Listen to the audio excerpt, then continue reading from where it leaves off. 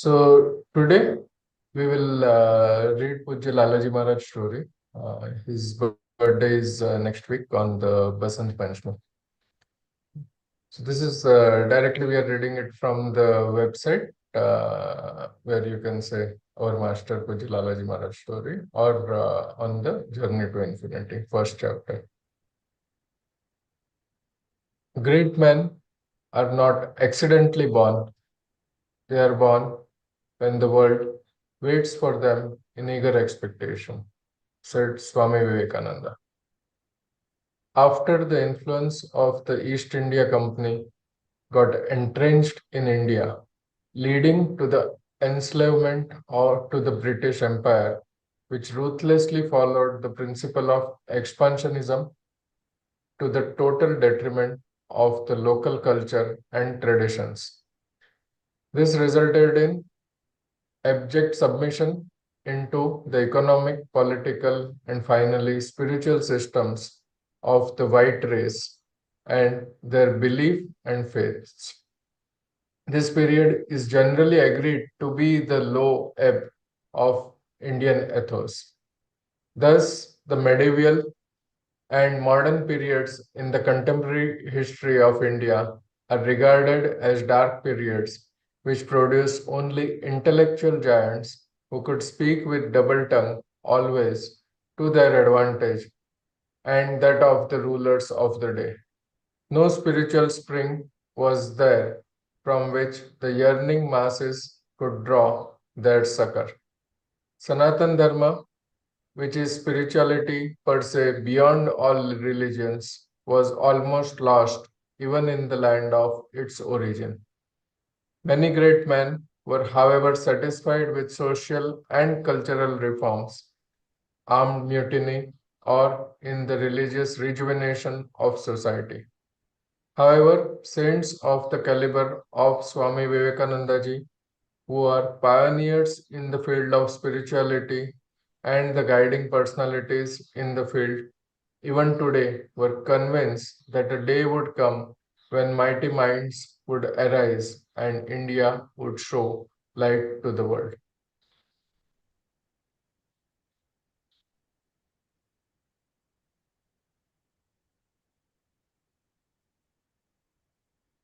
Continue. Great men are not accidentally born, they are born when the world waits for them in eager expectation, and thus the power of nature descended in human form as Samartha Guru Mahatma Ramchandraji Maharaj. It happened as divinity would will on the Basant Panchami day in the month of Magh in the year 4974 after the beginning of Kali Yuga, corresponding to the 2nd Feb 1873 AD at Fatehgarh in the state of UP in India. His father, Sri Harbaksh Rai, belonged to a very distinguished family of Kayasthas. His great grandfather was a person of rare genius, and his fine qualities and noble attainments won him from the great Mughal emperor unstinted praise and friendship. He was given the title of Chaudhry and a Jagir comprising 555 villages. He resided in the town of Bhumigram in the district of Mainpuri in UP, India. The family which got affected by the after effects of the uprising of the Indians in 1857, called Sepoy Mutiny by the biased British historians, migrated to Fatehgarh, UP. Here he worked as tax superintendent and began to live with his family. But in the changed circumstances, his state had been subjected to considerable damage, and his assets were just enough to live the old aristocratic life. His wife was a saintly lady, her heart was full of devotion, and she was strongly attracted towards God. She had great regard for saints and served them whenever she had an opportunity. She had a melodious voice, and a recitation of Ramcharitmanas thrilled the audience. Charity, the principle of a grihastha, was practiced by her to the fullest, and no needy person ever left her house without satisfaction. However, she had no children. Therefore, they had adopted a son. Once a, s- once a saint came to Farrukhabad and she went to his satsang along with her husband's younger brother. The melodious singing of Sakhis of Saint Kabir by the saint touched her tender and devotional heart so much that tears welled up and she got into a state of absorption. This was observed by the saint who silently blessed her. Since then, the love for God increased in her and she soared into samadhi condition often. One day, an avdut called at her door. He sat down and asked for food, which was served to him. After partaking of it, he asked for a dish of fish. As she was a Vaishnava, she found herself unable to provide the same and asked her maid to make some arrangements. The maid brought the fishes from the outer kitchen of the house, and the same was served to the Avdut. After getting satisfied with his wish, while leaving the house, he asked, "What ails you?" Though she did not reply, the servant maid said, "The lady has no children." After a few moments, beaming with brightness, raising his fingers towards heaven, said, "One, two," and so he left. Soon after the first son, Sri Ramchandra, Soon after the first son, Sri Ramchandra was born on 2nd February 1873 AD, and another was born on 17th October 1875, who was named Sri Raghubar Dayal. We'll take a pause here. Anything anyone wants to add?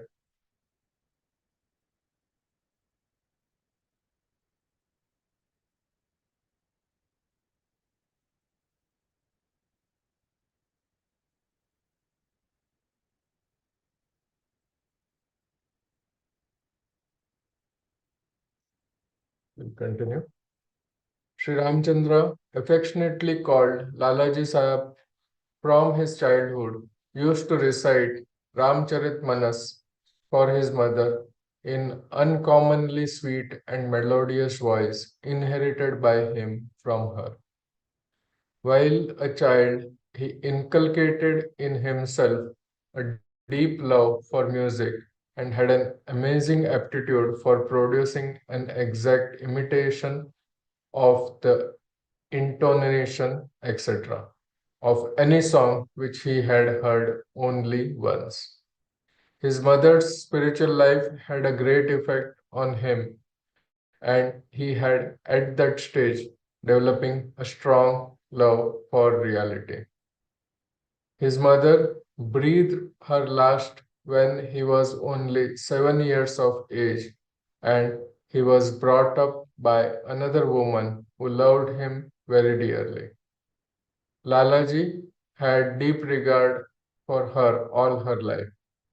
Once she wanted to give him all her property to him, but he firmly refused to accept it and, on his part, gave her presents and help throughout her life. He was educated in Urdu, Persian, and Arabic by private tutor and learned Hindi from his mother. Later, he studied at the mission school at Farrukhabad and passed the English middle examination. While at school, he lived in a very small room. During those days, he was assisted by a Muslim teacher in his studies and was influenced by him. One day, while playing the game of tops with other boys, the whirling motion of the top reminded him of the work for which was born, and since then he took up his spiritual preparation and work. It is the will of God that he attained perfection within a brief span of 7 months. While only a student, his entire system was transformed into a celestial inner light, and his consciousness ascended and transcended all the known stages and reaches to reach the stage of statelessness. Take a pause here.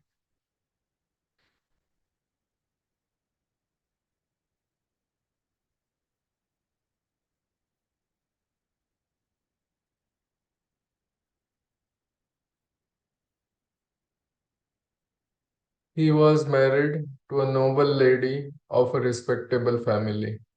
His father expired soon after his marriage. At this period of Raja of Mainpuri had brought action against his ancestral property, and he lost all the property. His brother, who was adopted by his father, also expired around this time. Circumstances forced him to move into a much smaller house and lose all the comforts which he had till then. At that time, one of the associates of his father, who was then collector Farrukhabad, learnt of these tragic incidents and invited him to join as paid apprentice in his office at rupees 10 per month. Sri Lalaji grew up into a perfect specimen of graceful manhood with perfect build and average height. His outward gracefulness is just an expression of the inner harmony he enjoyed. He had a wheatish complexion. His broad and high forehead was indicative of the vast store of intellect which he used not as one used a lamp for his own seeing, but like a lighthouse to guide those on the sea. Most remarkable were his eyes, which were like two bright stars, which appeared to see through everyone and everything. Sleep and wakefulness seemed to lie intermingled and in repose in those eyes, which caused an awakening in a human being with a single moment of their lids. They were homes of silent prayer or sweet silent rhetoric of persuading eyes. He was of amiable feelings, and his countenance a beauty of the highest order. His hair was silken into the touch. One front tooth was comparatively larger. His ears were of medium size. He sported a small beautiful beard and a moustache. Sri Lalaji did not like the luxury of any kind. The clothes he wore were simple and clean. Kurtas, shirts, pajamas, and dhotis were his usual wear. Sometimes he wore a waistcoat over his kurta and a buttoned up coat reaching down to his knees. He wore colored cap and wrapped a shawl around his shoulders in winter. He wore no ornaments. Lalaji Sahab kept his eyes mostly down. He did not laugh aloud but simply smiled. His smile announced goodness and sweetness and brightened others with its spiritual vivacity. He was a great lover of humanity and often used things given to him with love in spite of his own dislike for those things. He hated flattery, and though he loved his followers with their faults, he never failed to enforce stern discipline with love.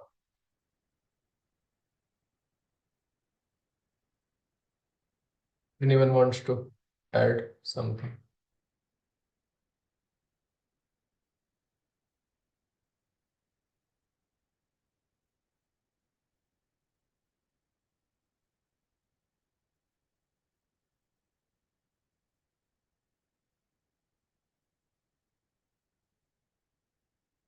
Frugal in his food habits, he lived an unostentatious life. He did not take breakfast. Bread, pulses, and chutney was his morning meal, while in the evening he took bread, vegetables, and pickles. He did not take meat, ice, or tea. Kachori and arvi were his favorite dishes. He always had a tight program. He never slept after sunrise.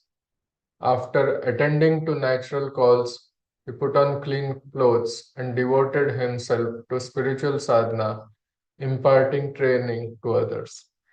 After that, he went to office. On return from office, he again imparted spiritual training.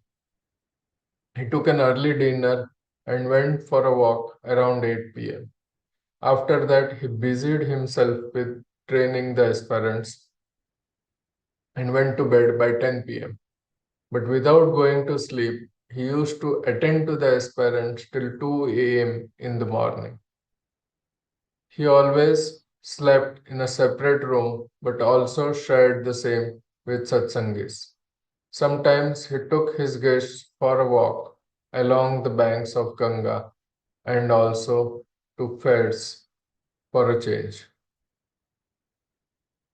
By nature, he was always calm but was easily moved by the pains and pleasures of others. Possessed of a melodious voice, he was an adept at employing sweet language for communicating his thoughts and captivating the hearts of his audience.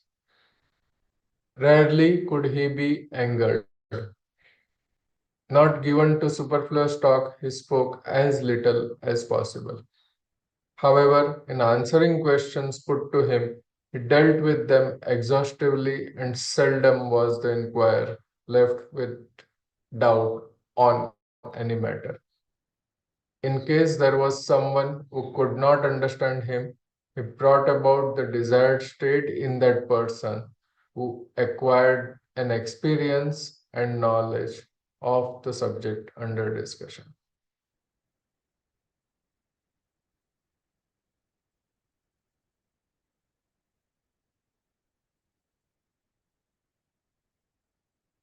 With a view to train his fellow brothers and disciples, he performed the duties of a householder exceedingly well. He respected his elders and saluted him, exercised humility with those of his own age without resorting to humiliation, and loved those who were younger than himself. He did not smoke, he did not like playing cards or Chaucer. Sometimes he sang and played the harmonium. Sri Lalaji was very much against rituals and favored widow marriage as well as female education. One of his wishes was that the children of satsangis marry amongst themselves. But early or late marriages did not favor him with him. His servants were like members of his own family and were paid on due dates. According to him, servants were helpers and should be engaged to do work which their masters could not generally do themselves. Breaking of promises, spending more money on ceremonial occasions than one could afford to, were strongly disliked by him. Backbiters got no sympathy from him.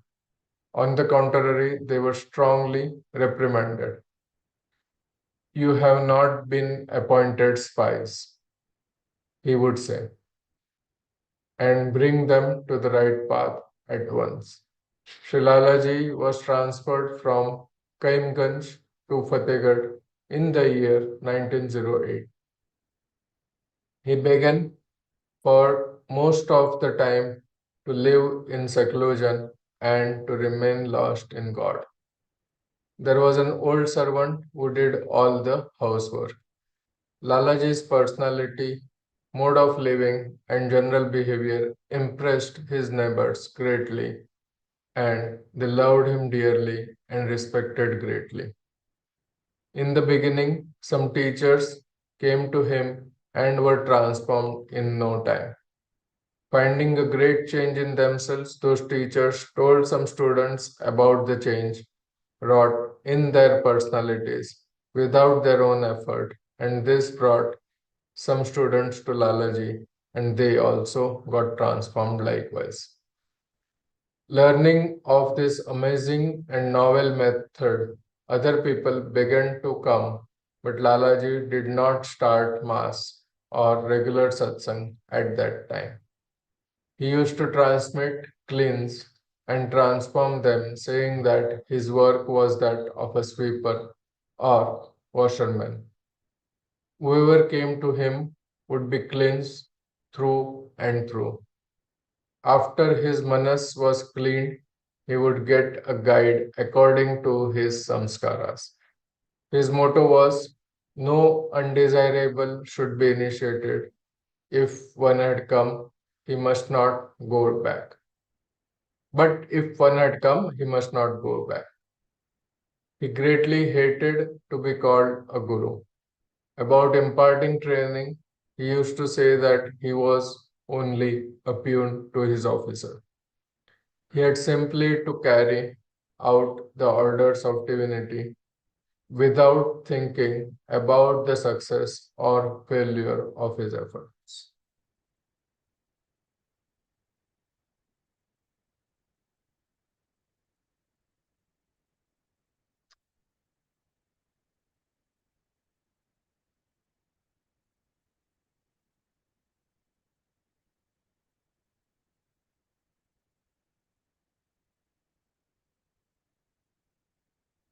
Sri Lalaji established regular satsang from the year 1914 and started training his followers. He did not put off his work even during his illness. After his retirement in 1929, he began to give all his time to his noble work.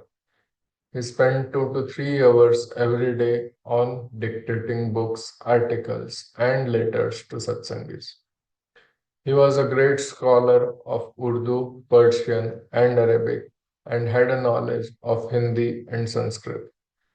He had disclosed hitherto unknown secrets of the Vedas, illuminatingly interpreting important riches and bring reality to life.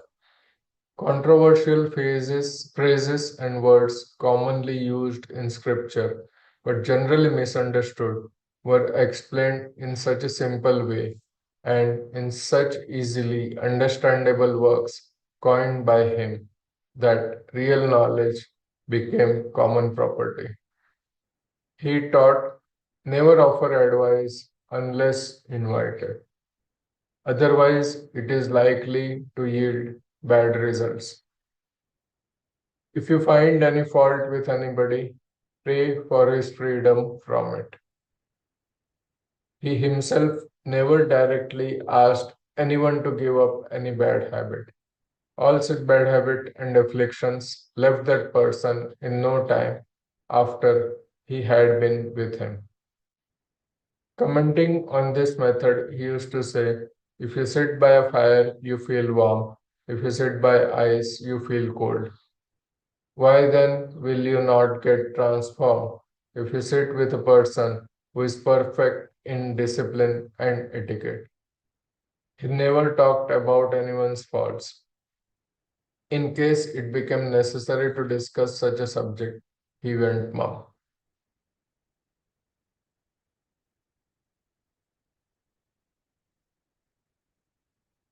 He always advised reduction of wants. He would say, do not purchase a new thing if you can manage to carry on with your old belongings. He was not against earning money by honest means, but insisted on spending it on others. Use of intoxicants being given to adultery were strictly prohibited by him. He would often direct his followers not believe their manas in this regard.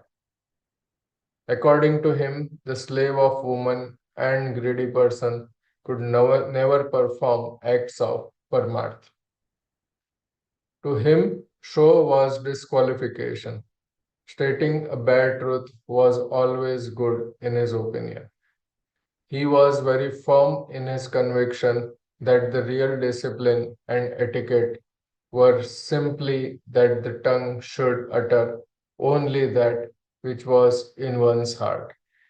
The inner and outer condition of an abhyasi had to be same. Display of miracles was extremely disliked by him. If someone attends this in his sadhana, he at once removed that state. Ego was likewise never allowed to grow. He advocated that aspirants should always remain away from siddhis until they reach their goal and the discipline is perfected. When the sadhak reaches his goal, all his actions automatically become miracles. He held the opinion that the great miracle of a saint was to transform an animal man into a perfect man. There is no denying of his full command over Siddhis, but he never used those powers. Sri Lalaji considered spiritual perfection to be based on three things: love for the master, satsang with the master, and obedience to the master. He was against idol worship. Though he allowed his photo to be kept by his followers, he never allowed them to worship it. Self praise was so much disliked by him that he did not allow people to touch his feet in order to pay respects to him. Excess of tap and jap was not liked by him. He considered love to be greatest tapas. He preferred the middle way and regarded the meditation on the heart as the real sadhana. He attached great importance to prayer, but it was not to be for material gain. He himself constantly prayed for the soul of this world. Sri Lalaji was very particular regarding conduct. He announced in unambiguous terms that realization of self was not possible without adhering to the standard moral code of conduct. He even forbade association and satsang with immoral persons. He insisted that company should be kept only with those persons whose hearts are brimming with love for God and with those who could influence others with it. He considered three things necessary for a saint: one, permanent bodily ailment; two, financial stringency; and three, nindak, one found fault with.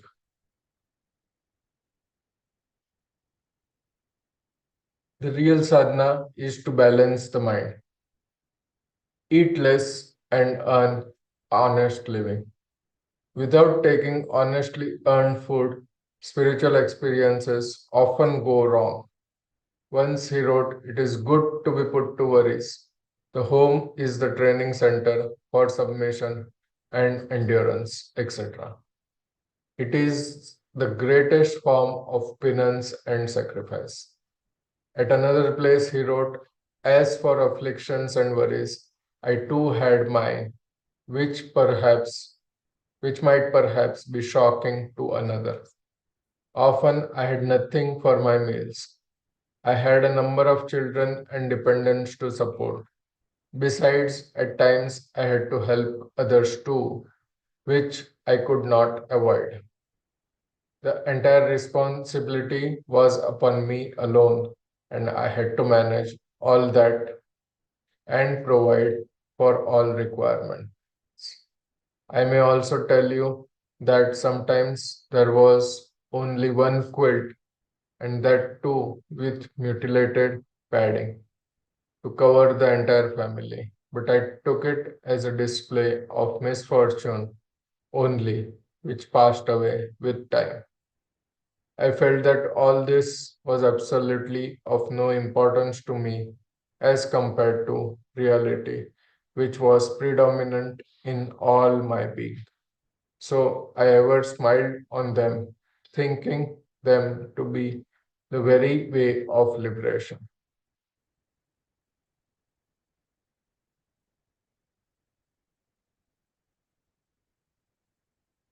Anything to add so far?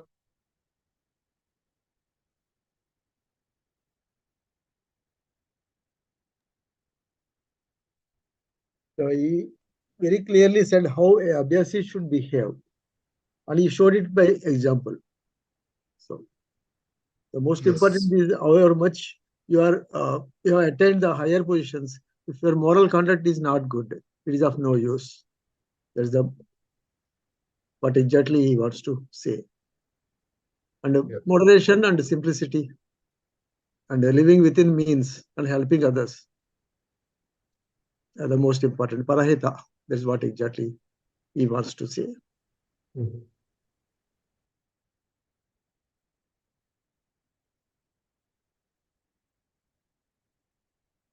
We'll go ahead.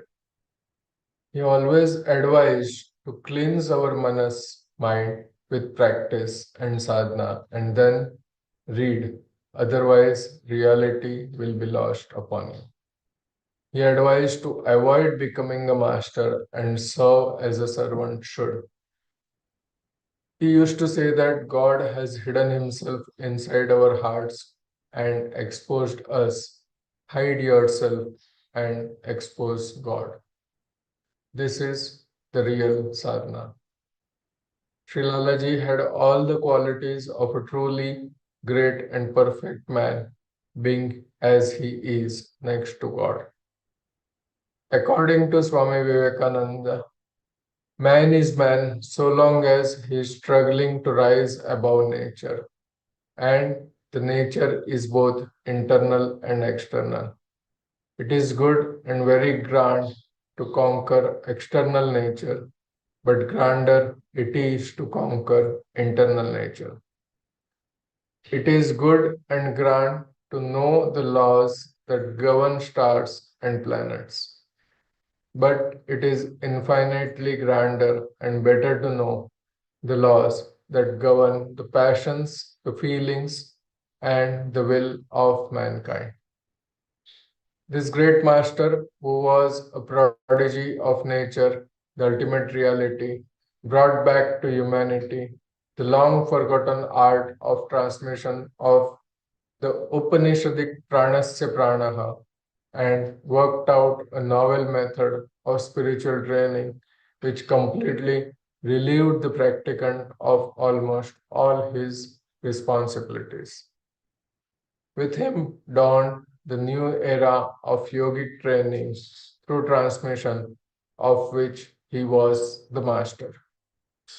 He could bring a man to perfection simply at a glance. It was he who made it possible that a man could attain perfection in one life, rather a part of it, leading just a normal family life.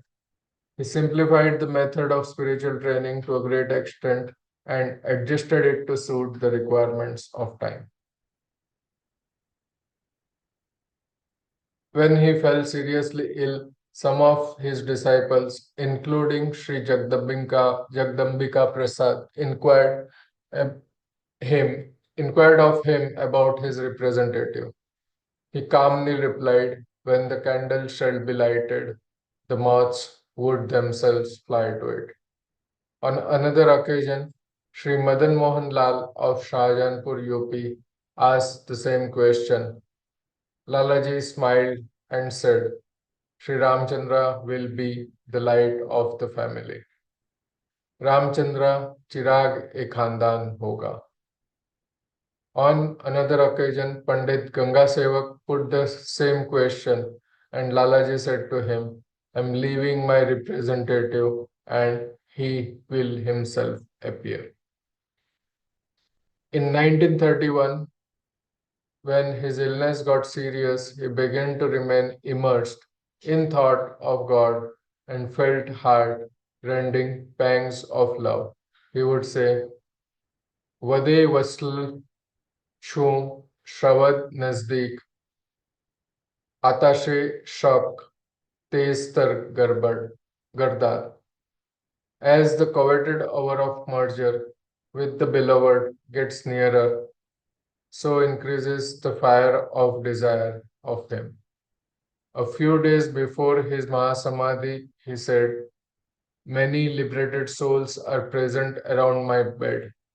This is sure proof that the hour to be with my beloved is come.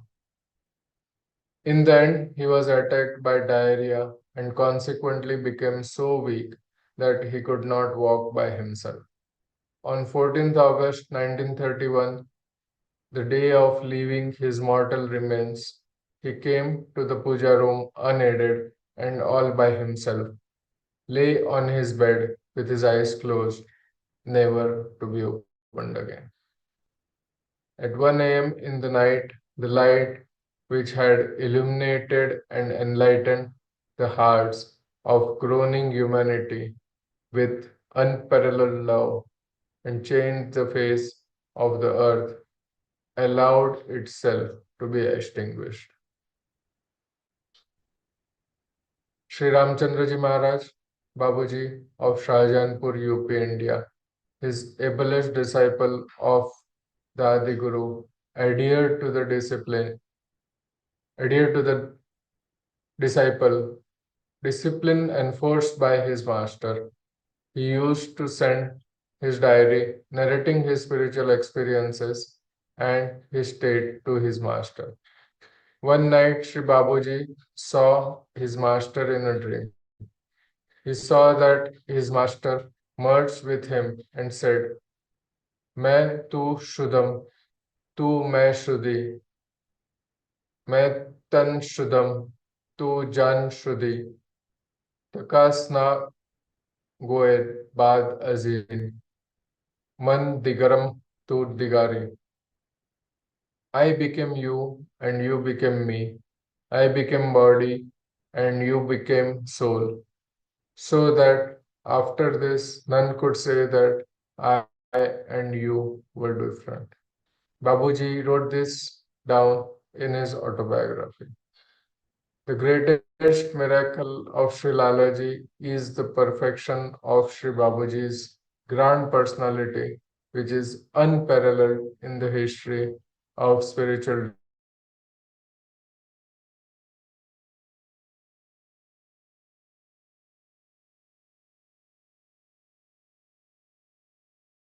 It is subject of further researches for centuries. Only posterity will be able to assess and evaluate the boons bestowed upon humanity by him.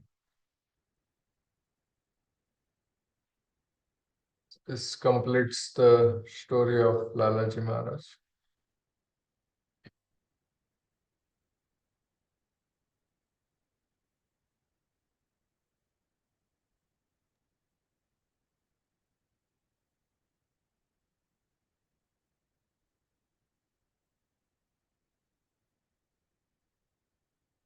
Next week we can read some article from Journey to Infinity. Anything to add, sir?